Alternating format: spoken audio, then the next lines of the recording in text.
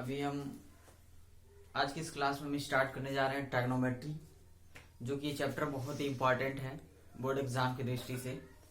Board exam में इस chapter से 12 मार्क्स के क्वेश्चन उठेंगे, जो कि बहुत ही इम्पोर्टेंट है। और जो ट्रिग्नोमेट्री हमारा जो मैथमेटिक्स का स्पेशल ब्रांच है, जिसका जो है रोल इंटर में भी ग्रेजुएशन में भी बहुत ही इम्पोर्टेंट रखता है। लेकिन इसका बेसिक स्टार्ट होता है क्लास 10 से, सीबीएसई क्लास 10 से स्टार्ट होता है। हम यहाँ से आपका पहला क्लास यहाँ से स्टार्ट करते हैं। ये चैप्टर बहुत ही इम्पोर्टेंट है, ध्यान से पढ़िएगा, अच्छे से पढ़िएगा। एक एक लेक्चर आपको मिलता रहेगा, एकदम अच्छे से पढ़िएगा। सबसे पहले हम स्टार्ट करते हैं ट्रिग्नोमेट्री के बारे में। What is trigonometry? ट्रिग्नोमेट्री होती क्या है, जिसको हिंदी में हम कहते हैं त्रिकोणमिति। ट्रिग्नोमेट्री ये भी हमारा मैथमेटिक्स का एक ब्रांच है। It is the branch of mathematics in which we study about the measurement of the ratio of sides and angle of a right angle triangle।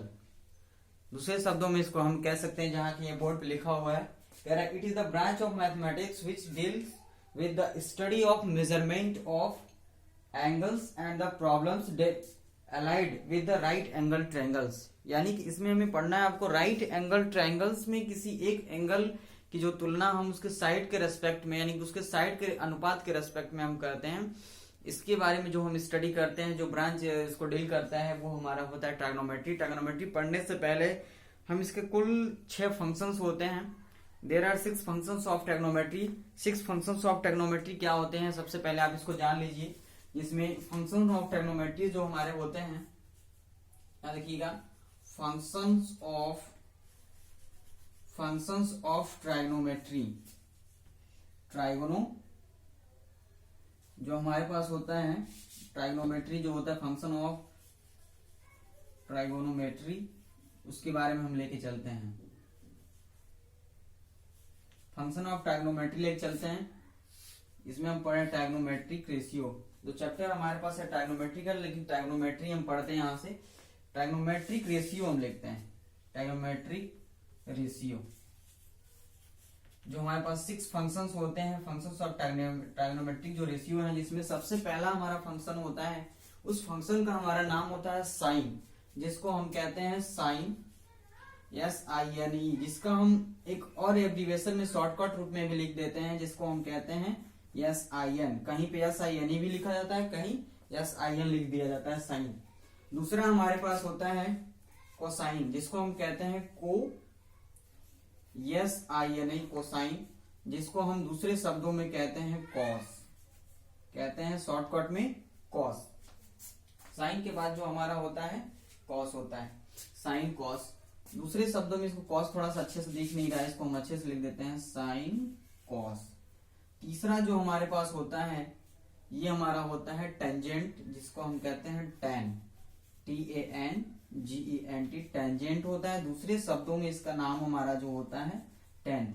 These are the function of trigonometric ratio. 6 functions होते हैं, जिसमें हमारा चौथा होता है tan के बाद से हमारे पास होता है कॉस्केंट, जिसका नाम होता है, जिसको हम लिखते हैं COSECANT,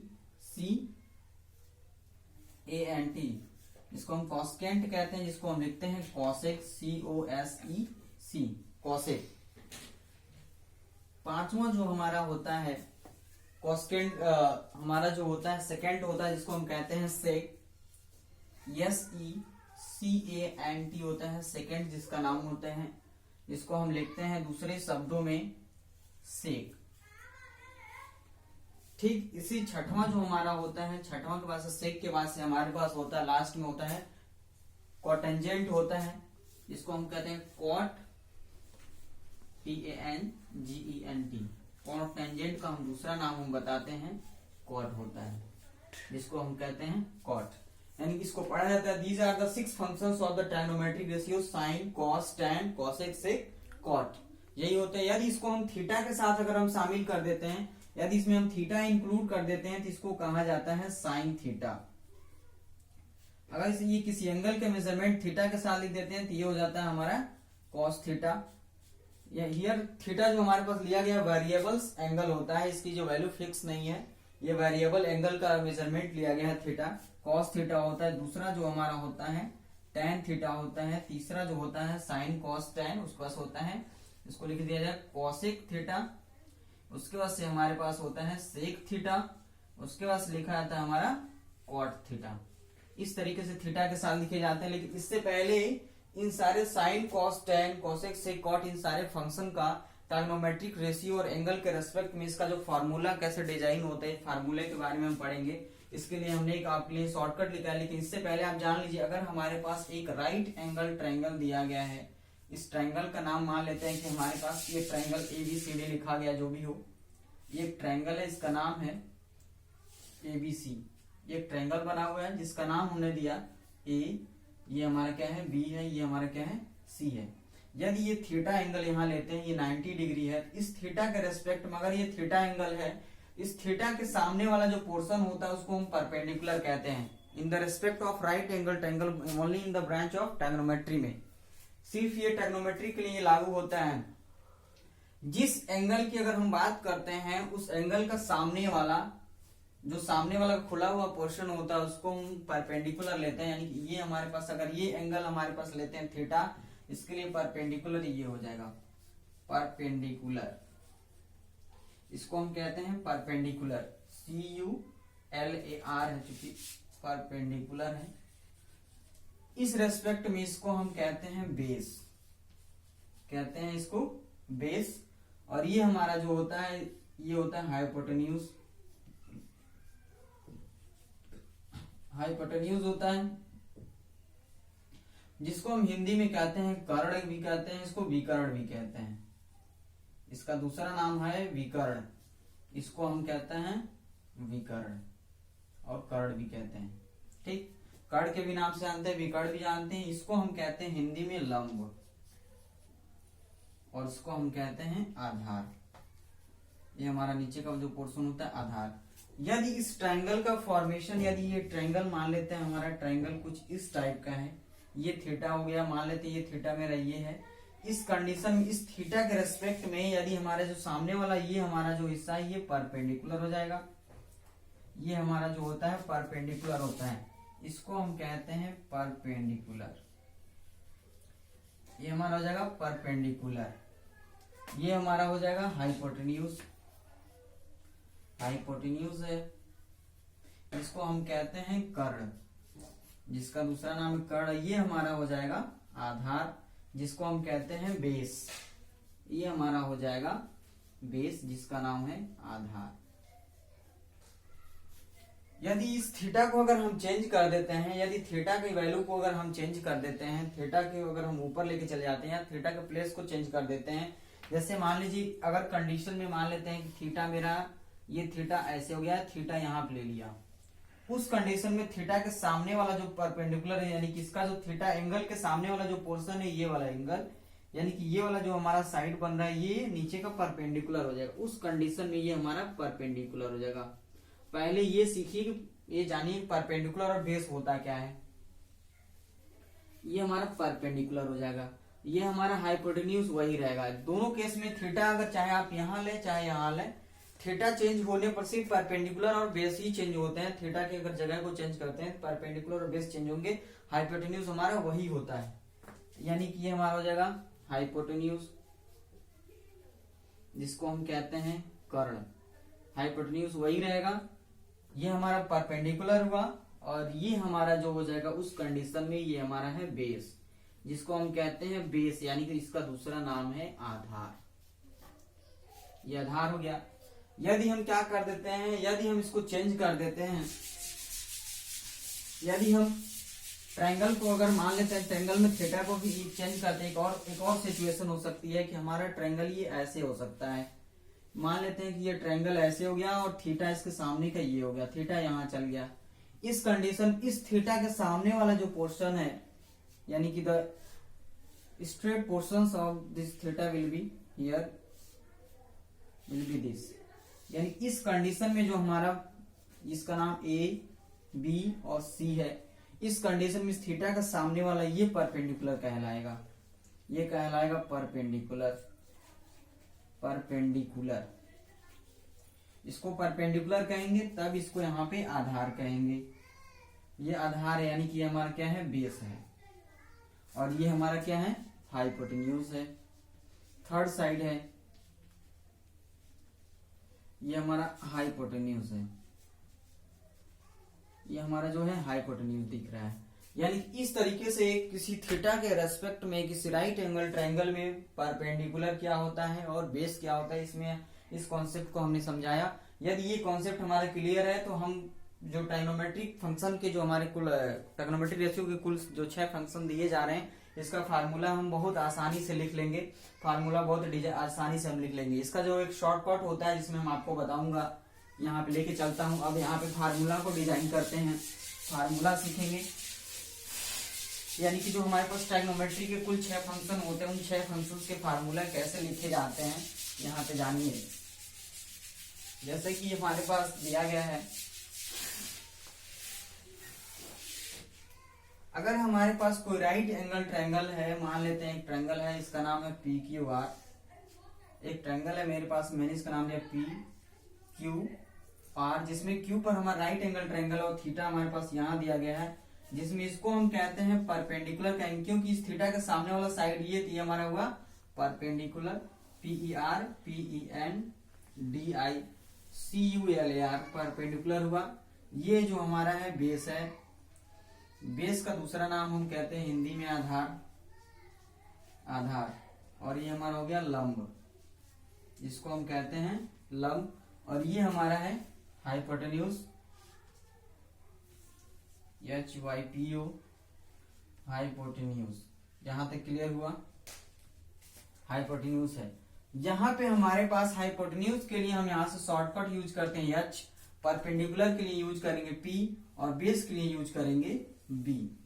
यानी कि हमारे पास एक शॉर्टकट ट्रिक्स हम आपको बताने जा रहे हैं। उस शॉर्टकट ट्रिक्स हम क्या करेंगे, साइन कॉस टेन जो हमारे पास फार्मूला बनता है, इन सारे ट्राइगोनोमेट्रिक फंक्शन के फार्मूला लिख लेंगे। जो हमारे पास शॉर्टकट दिया गया है, ये शॉर्टकट कुछ इस टाइप का है।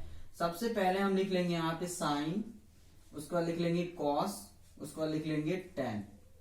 साइन कॉस टेन लिखा, उसके बाद हम लिख लेंगे कॉसिक, उसके बाद लिख लेंगे सेक, कॉसिक के बाद से हम लिख लेंगे यहां से सेक,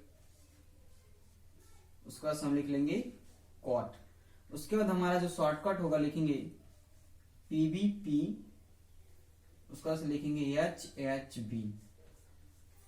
इसका शॉर्टकट हम ऐसे तैयार करेंगे, पाकिस्तान बुरा पड़ा, हिंदुस्तान हरा भरा। इसको तैयार करेंगे इस तरीके से। इसको लेना है कि यदि साइन की बात करें, अगर फर्स्ट नंबर पे साइन है तो फर्स्ट वाले पे अटैक करेंगे। यदि हमारे पास कॉस की बात करता है तो हम कॉस की बात करेंगे, यदि टेन की बात करता है तो हम टेन की बात करेंगे। इस तरीके से फार्मूला लेंगे। यहाँ पे देख रहे हैं, अगर साइन की बात करती है तो अगर हम साइन इक्वल टू लिखते हैं, ट्राइगोनोमेट्रिक फंक्शन का जो पहला फंक्शन हम लिखने चल रहे हैं, ट्राइगोनोमेट्रिक रेशियो का फर्स्ट फंक्शन है। यदि फंक्शन ऑफ ट्राइगोनोमेट्रिक रेशियो जो हम लिखने जा रहे हैं यहां से, function of trigonometric ratio, trigonometric ratio, trigonometric ratio यहां से हम आपको बताते हैं, जिसमें सबसे पहला हमको लिखना है, फर्स्ट क्या है हमारे पास है साइन। तो हम देख रहे हैं जो हमारे पास साइन दिया गया, साइन सबसे पहले फर्स्ट किससे मैच कर रहा है, पहले वाली पोजीशन पे जाएंगे P/H, यानी कि साइन इक्वल टू हमारे पास हो जाएगा P/H, यानी कि P फॉर जाएगा परपेंडिकुलर अपन हाइपोटेन्यूज। जहां तक क्लियर हुआ, जिसको हम कहते हैं हिंदी में, अगर परपेंडिकुलर हमारा लंब है तो बेस हमारा क्या है, आधार है। लंब बटा आधार, साइन इक्वल टू हो गया लंब बटे आधार। यूपी बोर्ड के जो बच्चे होते हैं इसको लाल बटे कक्का के रूप में पढ़ते हैं। तो साइन इक्वल टू, यदि इस साइन के साथ हमने कह दिया नहीं थीटा भी मिलाओ भाई, तो हमने कह दिया उस कंडीशन में साइन थीटा का मान भी हो जाएगा P/H, परपेंडिकुलर अपन हाइपोटेन्यूज होता है। यदि हम कॉस की बात करते हैं तो कॉस हमारा जो मैच कर रहा है दूसरे नंबर पे, कॉस दूसरे नंबर पे है तो कॉस दूसरे पे जाएंगे। दूसरे में हमारे पास क्या है, बेस अपन हाइपोटेन्यूज है, यानी कि हम डायरेक्ट ये लेंगे, बेस अपन हाइपोटेन्यूज लेंगे। हमारे पास दूसरा जो हो जाएगा यहाँ से ले लेंगे कॉस इक्वल टू हो जाएगा हमारे पास, कॉस इक्वल टू हमारे पास यहाँ से लेके चलते हैं और ये मैच किया हमारे दूसरे नंबर पे, तो हो जाएगा हमारे पास कितना है, बेस अपन हाइपोटेन्यूज।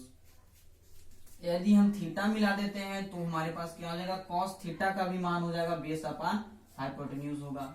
यहां तक क्लियर हुआ साइन कॉस। अब हम आते हैं टेन के पास। tan के पास जाते हैं। tan हमारे पास तीसरे नंबर पे है तो तीसरे नंबर पे हम जाएंगे। तीसरे नंबर पे क्या है हमारे पास, परपेंडिकुलर अपॉन बेस दिख रहा है, P अपॉन बी है, तो यहां से ले लेंगे tan इक्वल टू हमारे पास हो जाएगा P अपॉन बी। तो तीसरे नंबर पे हमारे पास हो जाएगा tan, तो tan इक्वल टू हमारे पास हो जाएगा परपेंडिकुलर अपॉन हमारे पास हो गया बेस, यहाँ लिख लिया मैंने बेस। यदि इस tan के साथ मैंने थीटा मिला दिया तो मेरे पास हो जाएगा tan थीटा इक्वल टू हो जाएगा परपेंडिकुलर अपॉन बेस। यहाँ तक क्लियर हुआ। ठीक साइन के बाद से हम आते हैं कॉसेक। कॉसेक के प्रोसेस में अगर ये नीचे से हम ऊपर की तरफ लेके जाते हैं, इसमें उल्टा लेते हैं, अगर कॉसेक लेके चलते हैं तो कॉसेक हमारे पास नीचे से फर्स्ट है, तो यहाँ पे नीचे से पहले वाले में यच हमें दिख रहा है, यानी कि यच अपॉन पी, इसको उल्टा करके रिवर्स करके लिया जाता है। अगर हम ऊपर से लेंगे ऊपर साइड से ऐसे चलेंगे, अगर नीचे से चलेंगे तो नीचे से ऊपर की तरफ चलेंगे। अगर ये ऊपर अंश दिख रहा है, ये नीचे क्या है हमारा हर है, यानी कि न्यूमरेटर और क्या है हमारा डिनोमिनेटर है। इस कंडीशन में यानी कि ये हमारा न्यूमरेटर, ये जो नीचे वाला है न्यूमरेटर बन जाता है, ऊपर वाला डिनोमिनेटर बन जाता है, यानी इसमें ऐसे उल्टा लेते हैं। इस कंडीशन में हमारे पास हो जाएगा कॉसेक इक्वल टू, अगर हम यहाँ से लेते हैं तो मेरे पास चौथा फार्मूला बनता है, यहाँ लिखेंगे कॉसेक। तो कॉसेक हमारे पास किससे मिला, कॉसेक यहाँ पे तीसरे नंबर यानी पहला, यानी कि इधर नीचे से फर्स्ट मैच कर रहा है, यानी कि एच अपॉन पी उल्टा लेंगे, इक्वल टू हमारे पास हो जाएगा एच अपॉन पी ले लेंगे। यदि इस कॉसेक के साथ हम थीटा मिला देते हैं तो मेरे पास कितना हो जाएगा, कॉसेक थीटा इक्वल टू हो जाएगा हमारे पास एच अपॉन पी बना, यहां तक बना। ठीक उसी तरीके से हम आते हैं सेक के पास। तो सेक हमारे पास नीचे से दूसरे नंबर पे है, तो इसको भी ले जाएंगे दूसरे नंबर के पास। तो सेक इक्वल टू हमारे पास हो जाएगा पांचवा जो फंक्शन फार्मूला है, यहां से बनेगा सेक। तो सेक का जो मान है हमारे पास कितना है, एच अपॉन बी, दूसरे नंबर पे एच और बी मैच कर रहा है, इसको लिखेंगे एच अपॉन बी। तो नेक्स्ट लाइन से अगर हम इसमें थीटा मिला देते हैं तो हो जाएगा हमारे पास sec theta equal to, sec theta equal to मेरे पास जो हो जाएगा एच अपॉन हो जाएगा बी। यहां तक क्लियर हुआ। यदि हम यहां से कॉट के पास लेके चलते हैं तो कॉट भी हमारा नीचे से तीसरे नंबर पे मैच कर रहा है, कॉट को यहाँ पे तीसरे वाले के पास ले चलेंगे, क्योंकि नीचे से यहाँ पे थर्ड है तो थर्ड वाले के पास लेके चलेंगे। तो मेरे पास कॉट इक्वल टू हो जाएगा बेस अपॉन परपेंडिकुलर, इसको उल्टा लिखा जाएगा। छठवें नंबर पे हमारे पास जो बनता है कॉट इक्वल टू ले लेंगे, कॉट इक्वल टू क्या हो जाएगा, बेस अपॉन परपेंडिकुलर हो जाएगा। तो हो जाएगा हमारा बेस अपॉन परपेंडिकुलर, यानी कि नेक्स्ट लाइन से हमारे पास हो जाएगा कॉट थीटा इक्वल टू मेरे पास बना बेस अपॉन परपेंडिकुलर। यानी इस तरीके से हमने फार्मूला लिखा बेस अपॉन परपेंडिकुलर। इस तरीके से हमने क्या किया, ट्रिग्नोमेट्री के कुल 6 फंक्शंस जो टोटल फंक्शंस दिए गए थे, ये फंक्शन हमने यहाँ तक लिखा, यहाँ आपको समझाया। यहाँ पे थीटा का मान मतलब कि थीटा का एंगल जो है फिक्स नहीं है, ये थीटा कुछ भी हो सकता है, 30 डिग्री हो सकता है, 45 डिग्री हो सकता है, 90 डिग्री हो सकता है, मतलब कि ये हमारा वेरिएबल है। एंगल का वेरिएबल डिग्री ये बता रहा है थीटा, ये कंफर्म नहीं है। अब अगले लेक्चर में आपको पढ़ना है कि 30 डिग्री के रेस्पेक्ट में ये फॉर्मूला कैसे लिखा जाएगा, 60 डिग्री के रेस्पेक्ट में फॉर्मूला कैसे लिखा जाएगा, फिर 90 डिग्री के रेस्पेक्ट में कैसे लिखा जाएगा, 0 डिग्री के रेस्पेक्ट में फॉर्मूला कैसे लिखा जाएगा, 45 डिग्री के रेस्पेक्ट में फॉर्मूला कैसे लिखा जाएगा। यानी कि ये ट्रिग्नोमेट्रिक जो 6 फंक्शंस दिए जा रहे हैं, इन सारे फंक्शन को अब एंगल के रेस्पेक्ट में फॉर्मूला लिखेंगे in the constant presence of angle. अब उसके रेस्पेक्ट में पढ़ेंगे। अभी हम वेरिएबल के रूप में हमने यहाँ से शॉर्टकट पढ़ा था, यहाँ तक तैयार किया था। अब इसके बाद से हमारा अगला लेक्चर चालू होता है, अगले लेक्चर में फिर हम पढ़ते हैं अगले दिन नेक्स्ट दिन।